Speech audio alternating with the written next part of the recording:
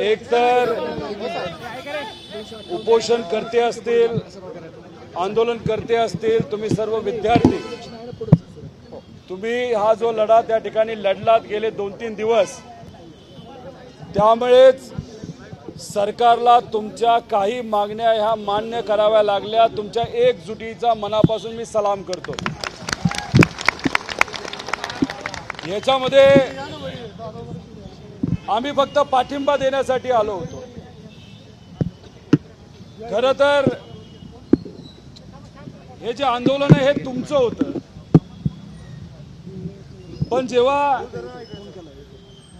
काही लोकप्रतिनिधी अशा आंदोलनाला पाठिंबा देतात तर कुठेतरी सत्तेत असणाऱ्या सरकारवर थोडं तरी प्रेशर येण्यासाठी काही प्रमाणात मदत होत असते। पण हे जे प्रेशर सरकारवर आलं त्याचं 99.99% श्रेय हे पूर्णपणे तुम्हा सगळ्यांना त्या ठिकाणी जातं। आई बाबा होण्याचे स्वप्न अजून पूर्ण झाले नाहीत का? आई बाबा होण्याचे तुमचे स्वप्न पूर्ण करा अपोलो फर्टिलिटीद्वारे। मोफत सल्ल्यांसाठी कॉल करा 9953420359। आता याच्यात जेव्हा मी काल आलो होतो, प्रमोदराव असतील, सुनील असेल, केतनराव असतील, यांनी मला सांगितलं होतं की असं एक आंदोलन चालू आहे जे मी टीव्हीवर सुद्धा बघत होतो। त्यांची मागणी होती पहिल्या दिवशीच मी आलो पाहिजे। मी त्यांना एवढंच सांगितलं की हे आंदोलन तुमचं आहे, सरकारला एक दिवसाची संधी आपण देऊया आणि मग पहिल्या दिवशी काय निर्णय ते घेतात थोडंसं बघू आणि मग दुसऱ्या दिवशी येऊन मी तुम्हाला पाठिंबा देत भाषण करणार नाही, पण इथं येऊन फक्त मी बसेल आणि बसणार नाही।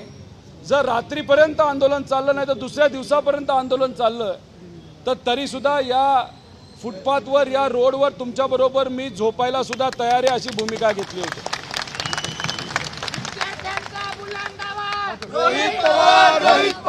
बुलंद आवाज तुम्हीच आहात आणि तुम्ही सर्वांनीच दाखवलं की युवा आणि विद्यार्थी एकत्र आल्यानंतर काय होऊ शकतं।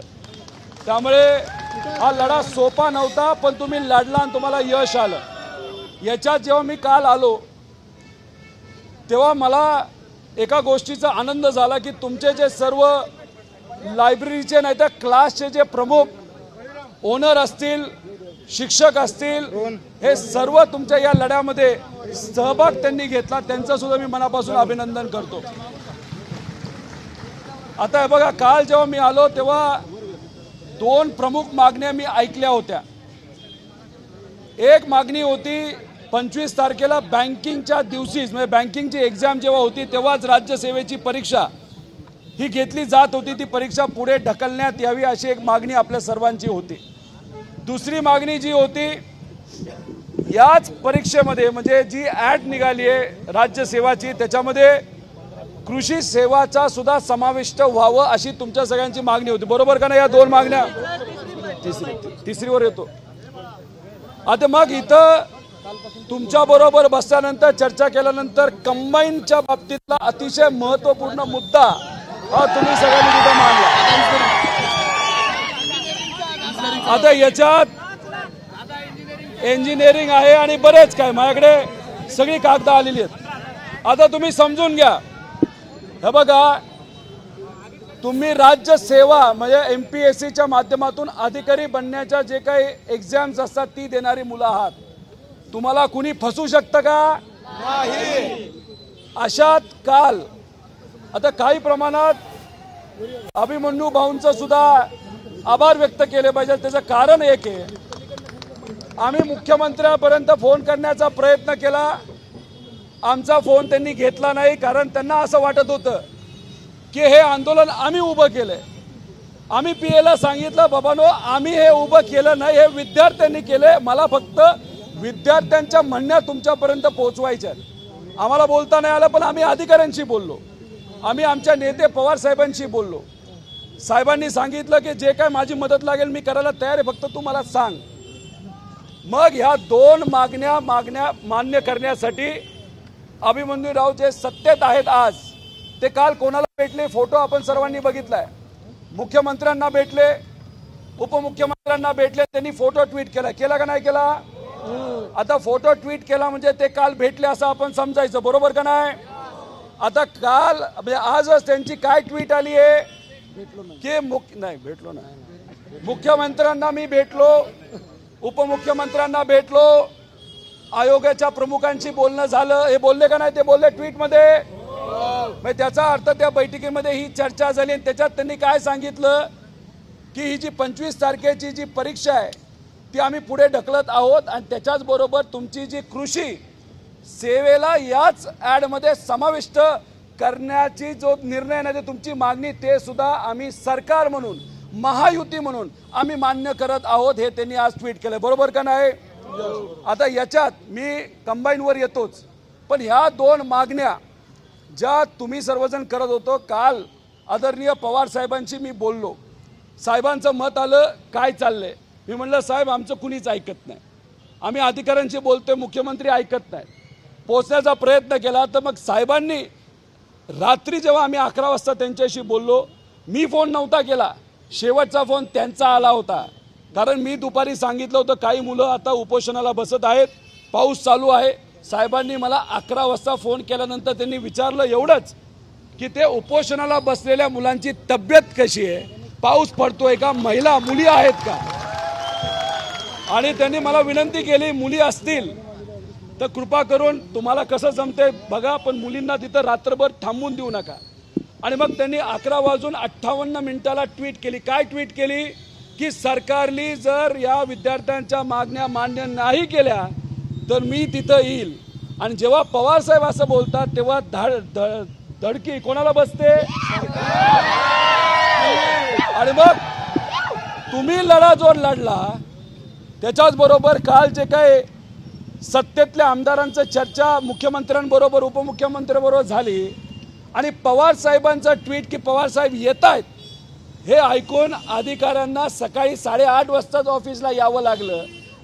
10च्या आधीच त्यांना बैठक सुरू करावी लागली आणि मग त्यांनी हा निर्णय घेतलेला ट्विट केला. आता आयोगाने 2 ट्विट केलेत, पण त्या ट्विटमध्ये कन्फ्युजन आहे.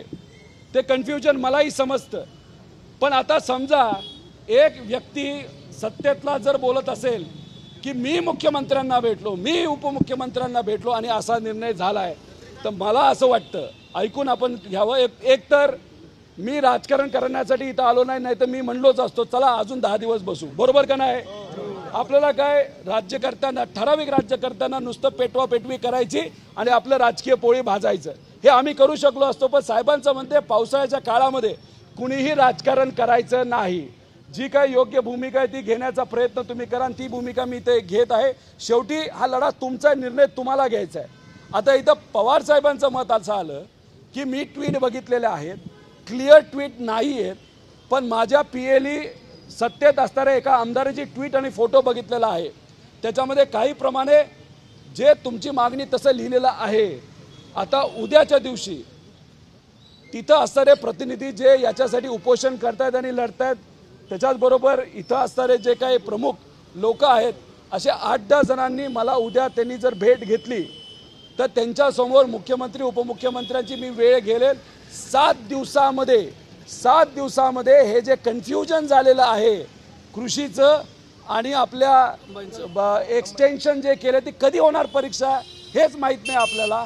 ते आपण एकत्रित उद्या बसून 7 दिवसामध्ये मुख्यमंत्र्याबरोबर आपण समोरासमोर बसू आणि समोरासमोर त्या ठिकाणी जोपर्यंत तोडगा निघत नाही तोपर्यंत मी उठणार नाही, असं पवार साहेबांनी त्या ठिकाणी बोललेलं आहे. आता पवार साहेबांनी बोलताना हेही सांगितलं मी वेळ घेईल आणि समजा मंत्रालयातली तरी मला वेळ मिळाली, अनेक वर्ष मी मंत्रालयात गेलो नसलो तरी माझ्या या युवांसाठी मी मंत्रालयामध्ये सुद्धा जायला तयार आहे.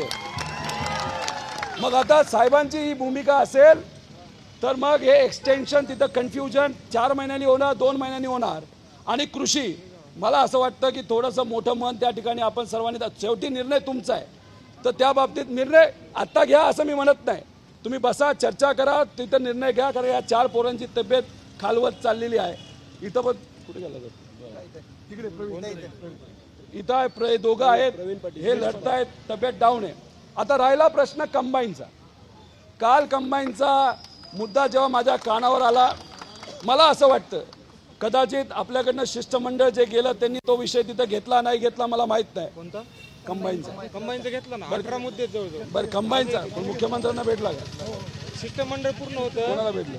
पूर्ण आयोगाची बैठक होती. बरं काल ऐकून घ्या, सचिव खरात ऐकून घ्या. पट्टे सर होते. काल आपलं जे शिष्टमंडळ गेलं तुमच्यासाठी प्रयत्न करण्यासाठी, त्यांना काल मंत्री कदाचित राजकीय काही कार्यक्रमामध्ये त्यांना ते दुसरीकडे असल्यामुळे. असं आहे दादा, आयोगामध्ये मंत्र्यांना एंट्री नाही हे चंद्रकांत दादांनी सांगितलं. नाही ठीक आहे तसं नाही. हो, म्हणजे हे जे म्हणजे माझं मत होतं की तुम्ही आधी जर मंत्री मुख्यमंत्री उपमुख्यमंत्र्याला भेटला असता, पण ते भेट न होता डायरेक्ट तुम्ही आयोगामध्ये गेला. म्हणजे त्यांनीच भेट लावली.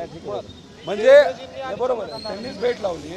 आमचं म्हणणं एवढंच आहे की विद्यार्थी प्रतिनिधींना म्हणजे मी तुमचा फक्त एक पाठिंबा देणारा कार्यकर्ता राहू शकतो, मी विद्यार्थी होऊ शकत नाही.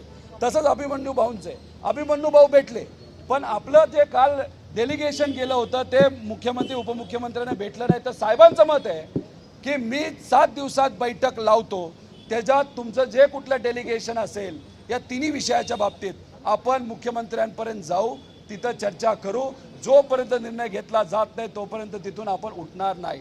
फक्त कंबाईनच्या बाबतीत मी जेव्हा अधिकाऱ्यांशी बोललो तेव्हा अधिकाऱ्यांनी मला सांगितलं की सरकारकडनं 1000 जागेची मागणी आलेली आहे, अजून जास्तीत जास्त 500 मागण्याची मागणी येईल. म्हणजे 1500च मागणी कदाचित त्यांच्याकडनं केली जाईल. म्हणजे 15,000चा जो आकडा आपण करतोय ज्यासाठी आपल्याला लढायचं आहे त्यात 1 शून्य कमी करा असं अप्रत्यक्षपणे अधिकाऱ्यांनी सांगितलेलं आहे. ऐकून घ्या. तर आता हे सुद्धा कन्फ्युजन आहे खरंच. किती आता आराराबांनी 1800च्या PSI का कशाच्या जागा काढल्या होत्या, आठवतंय का? आता ह्याच्यात साहेबांच्या मार्गदर्शनाखाली आणि स्वतः एक दिलदार माणूस म्हणून आराराबांनी तो त्यावेळेस निर्णय घेतला.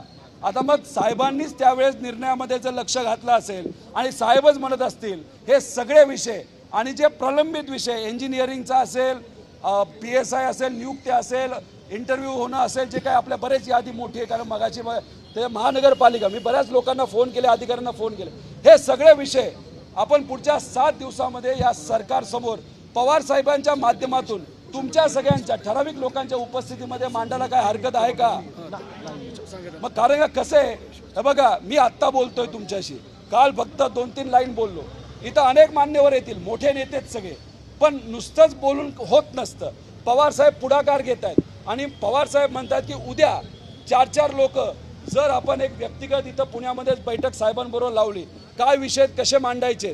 कारण का पवार साहेबांनी परवा आपले चेअरमन कोण रजनीश सेठ त्यांच्याकडे तर कुणीच फोन करू शकत नाही, पण साहेबांचा अप्रोच त्यांच्याकडे असल्यामुळे साहेबांचं ते ऐकतात. तरी ह्या 2 ट्विटमध्ये साहेबांचा सुद्धा रोल मोठा आहे. हे मी नाही, सेठ जे चेअरमन आहेत त्यांना तुम्ही विचारलं तरी तुम्हाला त्या ठिकाणी कळेल. आता अशात कंबाईन हे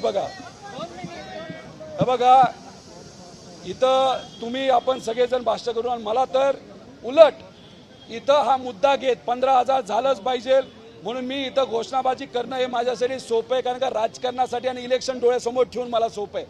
पण तुमच्या भवितव्याबाबत पवार साहेबांनी आम्हाला आदेश दिलेले आहेत की ह्यांच्यासाठी लढायचं खरं, पण ह्यांच्या भविष्याच्या बाबतीत राजकारण करू नका. हे जर त्यांनी मला सांगितलं असेल तर कुठंतरी मला सुद्धा ही आजची भूमिका घेण्यासाठी माझंही मन म्हणते आणि साहेबांचंही मन म्हणते.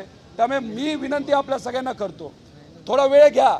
सर्व जे कंबाईनवाले एकत्रित बजा राज्यसेवा अतिरिक्त जागे एकत्रित बसून त्याच्याचबरोबर इतरही जे आपले कृषी आणि जे इंजिनिअरिंग वगैरे एकत्रित बसून 2-2 लोक जर आले तर उद्या जाऊन आपण साहेबांना भेटू.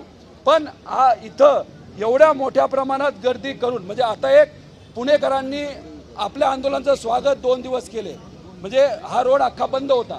काही लोकांना पत्रकारांनी विचारलं काय वाटतंय, ते म्हणते युवा त्यांच्या लढाईसाठी लढतात तर आमचा पण पाठिंबा आहे.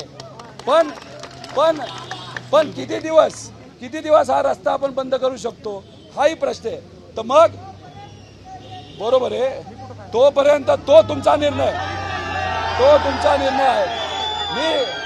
मी विनंती करतो आपण सर्वजण एकत्रित बसून काय करायचं साहेबांबरोबर उद्या बैठक लावून 7 दिवसात मुख्यमंत्री उपमुख्यमंत्र्याबरोबर साहेबांच्या उपस्थितीमध्ये बैठक लावायची असेल तर आपण तयार आहोत.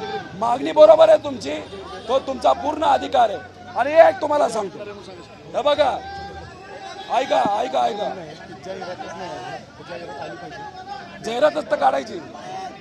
हे बघा ऐका ऐका, तुम्ही सोशल मीडियावर जे काय मी करतो ते मीडियावर टाकत असतो.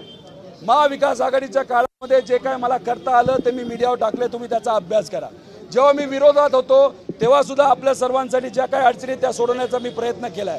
आता हे बघा, जेव्हा हा जो विषय आहे, तुमच्या मागण्या आहेत, त्या तुम्ही मागण्या मान्य करा. साहेबांना मी उद्या सकाळी त्या ठिकाणी, अरे बरोबर आहे काय, अरे बोलू द्या ना त्यांना. हे बघा हे बघा हे बघा, या आंदोलनामध्ये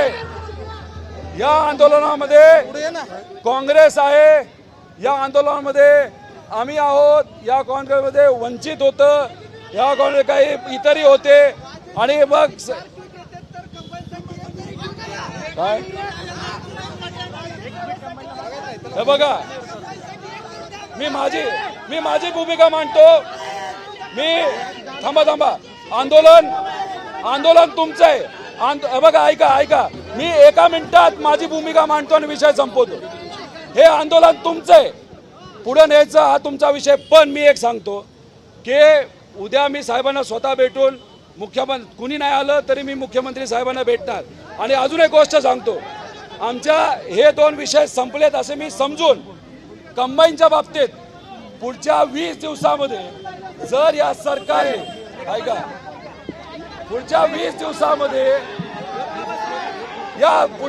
दिवसामध्ये या सरकारने कंबाईनच्या बाबतीत योग्य अशी भूमिका घेतली नाही, कुणी नाही आलं तरी चालेल, मी आयोगासमोर तिथं आंदोलनाला स्वतः त्या ठिकाणी बसायला तयार आहे. एवढंच या ठिकाणी सांगतो. जय हिंद, जय महाराष्ट्र.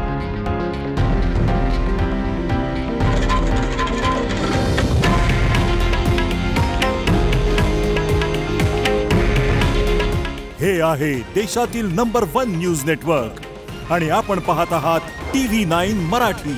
काळजी तुमची, हित महाराष्ट्राचं.